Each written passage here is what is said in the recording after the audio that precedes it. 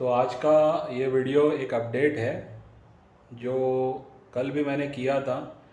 मैंने बताया था जो गुजरात से एक आए थे अश्विन जी, और मुमरा से भी कोई आए थे जावेद खान जी। तो ये लोगों ने विज़िट किया था। इत्तेफाक था कि मैं मिल गया उन लोगों को। तो मैंने वीडियो बना के आप लोगों को बताया था कि कैसे आपको विज़िट करना है ऑफिस, यानी कि जो भी लोग ऑफिस पे आना चाहते हैं उनको सबसे पहले मेरे से व्हाट्सएप पे बात करनी है, कंफर्मेशन लेना है, और कंफर्मेशन के बाद आपको आना है। वैसे मैं डेली सुबह के टाइम पे रहता हूँ। नॉर्मली मैं 8 बजे से 10 बजे तो रहता ही हूँ, और ज़्यादातर मैं 11-12 बजे तक भी रहता हूँ। लेकिन अगर आप बिना पूछे आएंगे, आप मान लीजिए कभी 11 बजे आ गए और मैं 10 बजे चला गया, तो आपसे नहीं मिल पाऊँगा। ये मैंने उस वीडियो में बताया था। तो इत्तेफाक से ये हुआ है कि कुरला से एक लेडीज़ थी, वो 4-4:30 बजे यहाँ पे आ चुकी थी, जबकि मैं उनसे नहीं मिल पाया। मैंने वो टाइम पे व्हाट्सअप ऑन किया था मैसेजेस को रिप्लाई देने के लिए। तो उससे भी रिलेटेड कुछ बताऊंगा कि आपको मैसेज किस तरीके से करने हैं। तो हुआ ये कि उनका कॉल भी आ रहा था, तो मैंने व्हाट्सअप कॉल कट करके उनको वेट का एक मैसेज डाला था। तो उन्होंने वो टाइम पे रिप्लाई नहीं किया कि मैं आपके ऑफ़िस के पास आ चुकी हूँ। लेकिन फिर मैंने वेट का ऑप्शन उनको मैसेज किया, फिर बाकी लोगों को मैंने मैसेज का रिप्लाई देना स्टार्ट किया। तो बहुत मैसेज आने लगे, फिर कुछ काम आ गया, तो मैंने वापस से व्हाट्सअप भी बंद किया, और लगभग अभी शाम में 7:30 7:15 से लेके 8 बजे तक मैंने सबको रिप्लाई कर दिया है।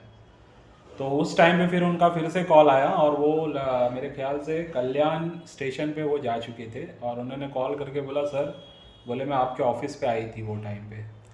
तो देखिए, ये ऐसा होगा, अगर आप बिना बोले आओगे तो जाहिर सी बात है, अगर मैं नहीं रहा तो आपसे नहीं मिल पाऊँगा। तो कोई भी टाइम ऐसे ही आपको नहीं आना है, आपको हमेशा अपॉइंटमेंट फिक्स करके आना है।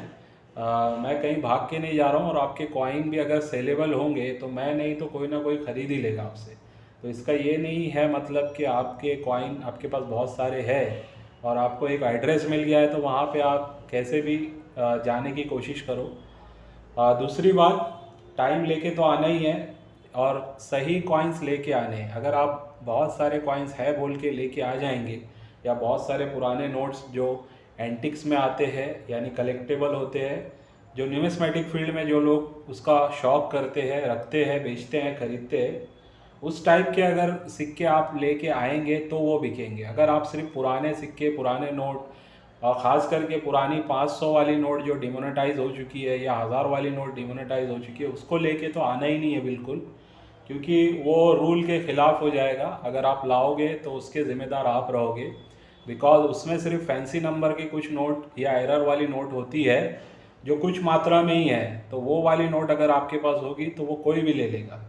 वो लाओगे तो हर्ज नहीं है, लेकिन आप पूरा पूरा बंडल अगर लेके आ गए, 500-1000 का जो गवर्नमेंट ने बंद किया हुआ है, तो वो वाला अगर लेके आओगे और कुछ मतलब आप सोचोगे कि ये बिक जाएगा, तो ये बिकने वाला नहीं है, बिकॉज वो बिकने वाला आइटम था भी नहीं, वो डिमोनेटाइज हो चुका है। उसमें सिर्फ और सिर्फ अब फैंसी नंबर के नोट जैसे 7786 या सिमिलर नंबर के पूरे नंबर 111 वाले 6 नंबर हो गए, 55 वाले 6 नंबर हो गए, मतलब ऑल टाइम 6 नंबर जो होते हैं, या फिर 1 के आगे 6 ज़ीरो लग गया, 1 लाख, 2 लाख, इस टाइप 10 लाख वाले, 20 लाख वाले, तो ऐसे कुछ नोट्स, या प्रिंट एरर वाले नोट जो फैंसी में माने जाते हैं, जो न्यूमिस्मेटिक में जिसका कुछ वैल्यू है, वो सारे अगर आप लाओगे तो ठीक है। लेकिन एक तो वो नोट्स स्ट्रांगली मैं कहूँगा कि आपको नहीं लाना है ऑफिस पे बिना पूछे। दूसरी बात, अगर पुराना चिल्लर भी आप ला रहे हो या पुराने नोट्स अगर कोई ला रहे हो, तो पहले मेरा थोड़ा वीडियो देख लो। मैं वीडियो में आप लोगों को ज़्यादा से ज़्यादा, एक ही वीडियो में मैं कोशिश करता हूँ कि इन्फॉर्मेशन पूरी सीरीज़ की दे दूँ। जैसे अभी मैंने आज एक सुबह में वीडियो डाला है 1 रुपीज़ के स्मारक सिक्के, तो मैंने उसमें लगभग 17 सिक्के आप लोगों को बता दिए हैं, 17 जो कलेक्टेबल है और जो बिक भी सकते हैं आगे चल के। लेकिन अगर आप उसको यहाँ पे लाके बेचना चाहते हो तो ऐसा मत सोचना कि कोई भी कंडीशन में आप लेके आओगे तो बिक जाएगा। मैं भी ख़रीदूँगा तो अच्छी कंडीशन के ही ख़रीदूँगा, एक्स्ट्रा फाइन के भी सोच समझ के ख़रीदूँगा। वेरी फाइन से ऑलमोस्ट यूएनसी के अगर होंगे तो आपकी हमारी डील हो सकती है, वो भी अगर आपको रेट जमेगा तो। बिकॉज हमेशा ध्यान रखना, कोई भी चीज़ का खरीदने का भाव अलग होता है, बेचने का भाव अलग होता है। प्रैक्टिकल है वो बता रहा हूँ आपको। आपको अगर कोई वीडियो में बता दे फला कॉइन का प्राइस 1500, और आप वो सुन के वो कॉइन ला के इधर पे बेचोगे मेरे पास, अगर उसका 1500 भाव होगा भी तो मैं 1500 में नहीं खरीद पाऊँगा, वो आपसे हो सकता है मैं 1000-1200 में खरीदूँ, बिकॉज मुझे भी आगे बेचना है, मुझे भी कुछ कमाना है, ठीक है। तो इस तरीके से अगर डीलिंग करनी होगी तो आप लेके आ सकते हैं। हाँ, कोई रेयर सिक्का होगा जिसकी हाई डिमांड होगी, यानी कि वो मार्केट में बहुत कम है और उसके बायर्स बहुत अवेलेबल है, और अगर वो 25,000, 30,000, 50,000 में बिकने वाला कोई सिक्का है और वो लाते हैं आप, तो उसकी आपको ऑलमोस्ट वैसी ही प्राइस मिलेगी जो मार्केट में आपने सुन रखी है, लेकिन चीज़ ओरिजिनल होनी चाहिए। और दूसरी चीज़, इस टाइप के रेयर सिक्के डायरेक्ट आप ला के हमसे सोचोगे कि पैसा मिल जाए तो नहीं मिलने वाला है। बिकॉज मैं अभी आपको रिसेंटली आपको पता, मैंने बताया था 2 दिन पहले जो वीडियो डाला था जिसमें गुजरात से जो अश्विन जी आए थे, उनसे भी जो मैंने सिक्के खरीदे उसका पेमेंट मैंने उनको दूसरे दिन किया है। मैंने अभी, अब मैं इस वीडियो में स्क्रीनशॉट भी शेयर कर दूंगा, जो 1500 रुपये मैंने पे किया है उनको दूसरे दिन पे किया मैंने। हालांकि अमाउंट बड़ा नहीं था लेकिन 1500 ही था। उसकी वजह ये थी कि मैंने उनसे जो कॉइन, उनके बहुत सारे कॉइन थे और मेरे पास टाइम नहीं था, तो उसमें से मैंने फटाफट देख के जो मुझे लगा कि हाँ ये काम के कॉइन होंगे उसको छाट तो लिया था, और एक नोट थी उनकी, तो उसको लेने के बाद मैंने उसको सही से देखा नहीं था, वो भी देखना था और कुछ सिक्के और भी उनके थे वो भी देखने थे। तो उन सबको देखने के बाद प्राइसिंग उनको बतानी थी, जिसमें से फिर उन्होंने जब नेक्स्ट डे आए तो मैंने 50 पैसे के जो कंसिड्रेशन में उनके कॉइन्स थे, जिनका मतलब 1500 से कोई लेना देना नहीं था, तो वो वाले सिक्के मैंने उनको वैसे ही रिटर्न कर दिए, बिकॉज उसमें से कोई भी स्केयर कैटेगरी का नहीं था। तो मैंने उनको बता भी दिया। 1 रुपीज़ के कुछ सिक्के उनके रहते हैं जिस पे आज मेरी वीडियो बनी है, तो उस पर अभी मैं उनके वो सिक्के, स्मारक सिक्के जो रखे हुए उनको चेक करूँगा, अभी तक चेक नहीं किया है। अगर उसमें कोई बिकने लायक होगा तो उसका अमाउंट मैं उनको भेज दूँगा। तो ऐसे मतलब डील में भी गैप होता है। पेमेंट आप ये मत सोचना कि हाथों हाथ आपको पेमेंट मिल ही जाएगा, छोटा मोटा पेमेंट होगा और आप पूछ के आए होगे कि मैं ये सिक्के ला रहा हूँ, एग्जैक्ट यही सिक्के हैं जो मैं ला रहा हूँ। अगर मैंने उसका आपको बोला होगा कि हाँ ठीक है आप लेके आइए, इसका इतना अमाउंट आपको मिलेगा, तो आप जब लाओगे तो उसको चेक करके वो फिर आपको अमाउंट थोड़े टाइम में मिल जाएगा। लेकिन कोई भी सिक्का बिकने वाला भी होगा, अगर हम उसको ले भी रहे होंगे तो ज़रूरी नहीं है कि उसका आपको हाथों हाथ पैसा मिले। तो इस बात का ख्याल करना है, इस बात का ध्यान रखना है कि आने से पहले एक बार कंफर्मेशन करो कि मैं हूँ या नहीं हूँ, टाइमिंग वगैरह पूछ लो। और उसके अलावा जो चीज़ लाओगे शॉर्ट आउट करके लाओ, एक साथ भर भर के चिल्लर मत लाना, ट्रैक्टर वाले नोट मत लाना, और माता वैष्णो देवी वाले सिक्के भी मत लाना, आरबीआई के सिक्के मत लाना, क्योंकि यही सब बहुत लोग फ्रॉड वीडियो देख देख के सोचते हैं कि इसकी कीमत लाखों की है। अगर आपके माइंड में है कि ये अभी भी बिक सकते हैं हज़ारों में, तो मैं आपको माता वैष्णो देवी के सिक्के 5 रुपये के, 10 रुपये के, आपको मैं सिक्के 25-25 रुपये में यूएनसी कंडीशन में दे सकता हूँ। आप उसका मुझे सिर्फ 50 रुपये दे देना, मतलब 25 रुपये तो उसका मुझे बाइंग का कॉस्ट आ जाएगा यूएनसी में। आप मुझे उसका सिर्फ 25 रुपये ऐड करके और दे देना, और आप हज़ारों लाखों में बेच देना किसी को। वैसे ही ट्रैक्टर वाली नोट आपको अगर लेनी है मुझसे, तो 50 रुपये से 250 रुपये की प्राइस में, 300 रुपये की प्राइस में एक एक नोट मैं आपको दे सकता हूँ। तो आप चाहिए तो मुझसे वो भी गड्डी गड्डी खरीद सकते हैं, बंडल का बंडल ले सकते हैं, आपको दिलवा दूंगा। मैं रखा हुआ नहीं है लेकिन दिलवा दूंगा।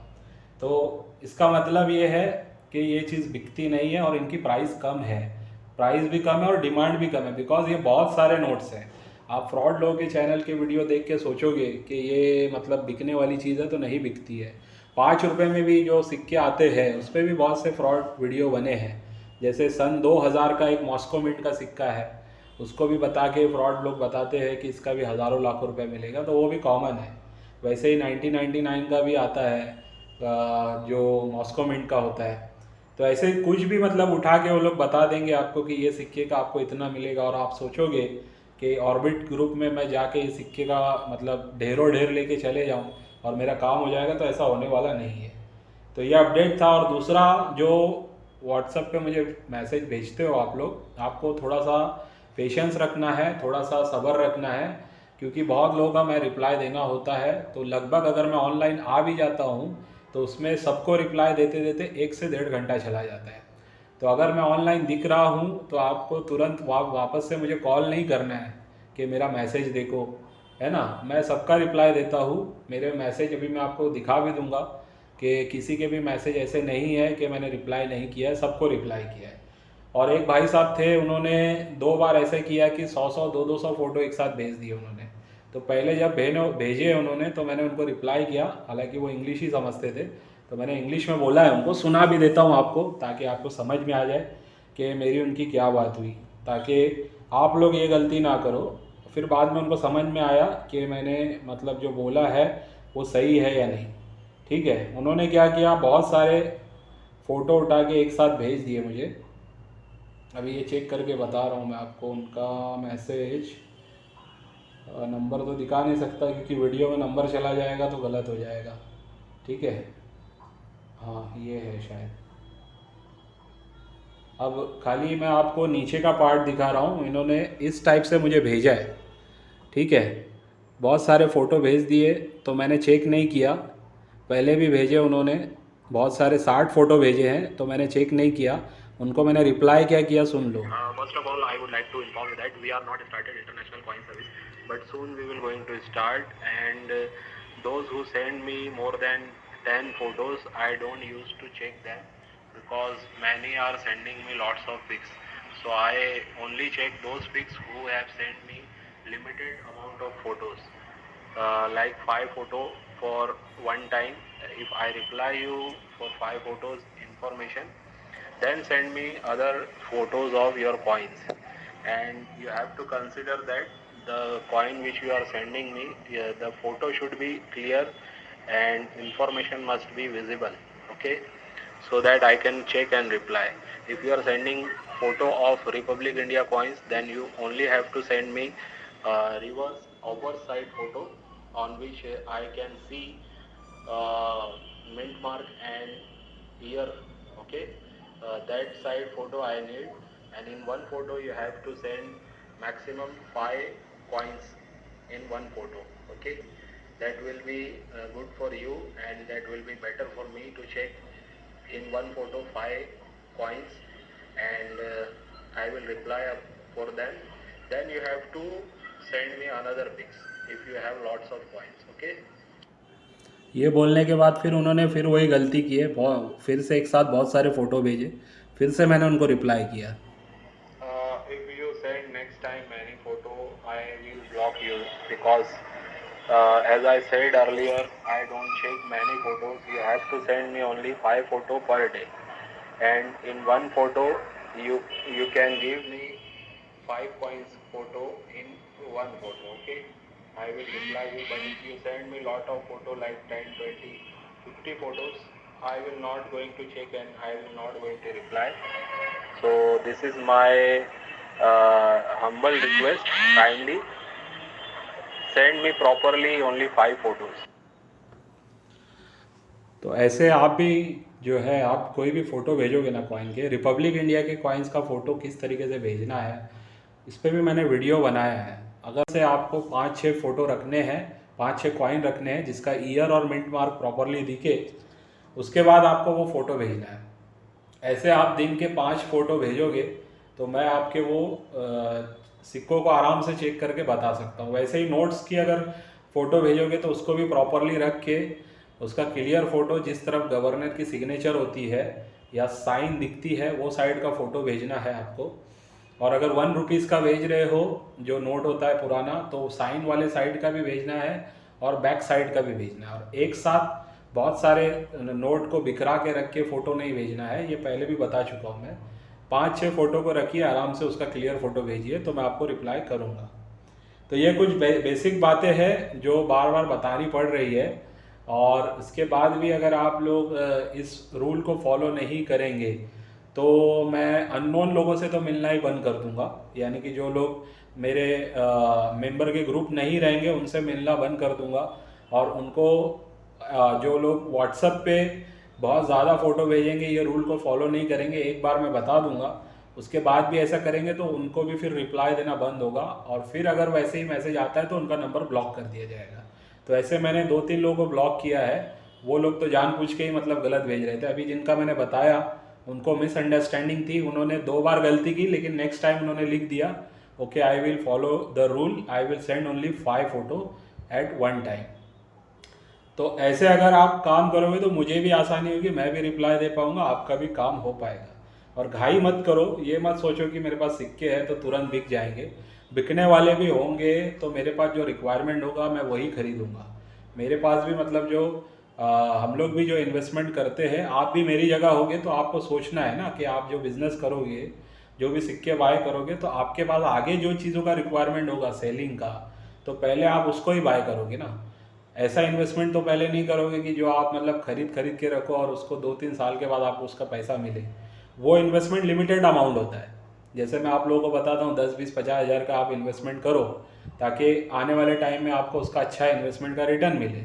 तो हर आदमी की एक कैपेसिटी होती है अपनी, कोई 10,000 का कर सकता है, कोई 50 का कर सकता है, कोई 2, 5, 10 लाख का कर देता है, कोई 1-1 करोड़ का कर देता है। लेकिन अगर मैं सबके सिक्के लेने लग जाऊं, मान लो 100 लोगों का भी सिक्का मुझे लेना है और उनके पास कुछ सेलेबल कॉइन है, अगर हर आदमी का 5-5 हज़ार का भी कॉइन है, 100 लोगों का कितना हो गया अमाउंट, तो वो अमाउंट मैं उसी में लगाऊंगा ना जो जिसका रिजल्ट मुझे तुरंत मिलने वाला हो। अगर मुझे एज अ इन्वेस्टमेंट लगाना है तो मैं इतना अमाउंट उसमें क्यों लगाऊं? मुझे भी पता है, नॉलेज है कौन से सिक्कों को अभी के टाइम पे बाय करके रखना है जिसका जल्दी मुझे रिजल्ट मिले।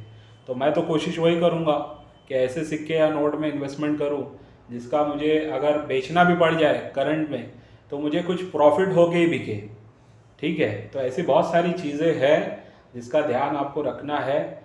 और जो लोग मेंबर बन जाते हैं और जो लोग मुझे मैसेज कर देते हैं स्क्रीनशॉट पेमेंट के साथ, तो उनको मैं बोलता भी हूँ कि मेरे अदर नंबर पे आपको, यानी जिसमें भी मैं वीडियो शूट कर रहा हूँ मोबाइल में, वो वाले नंबर पे आपको क्या करना होता है, आपका नाम, आपका पूरा एड्रेस लिख के भेजना होता है पेमेंट करने के बाद और स्क्रीनशॉट। तो ये नंबर पे पब्लिक के लिए नंबर नहीं है, तो यहाँ पे मैं इजीली आपको कुरियर वगैरह तुरंत करवा दूंगा।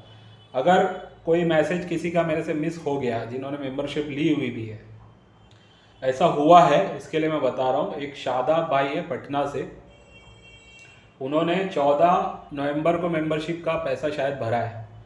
तो मुझे याद आ रहा था कोई यूपी साइड से है जिसका मिस हो रहा है, लेकिन मुझे याद सही से नाम याद नहीं था और नाम तो उनका सेव किया हुआ भी नहीं था वो नंबर।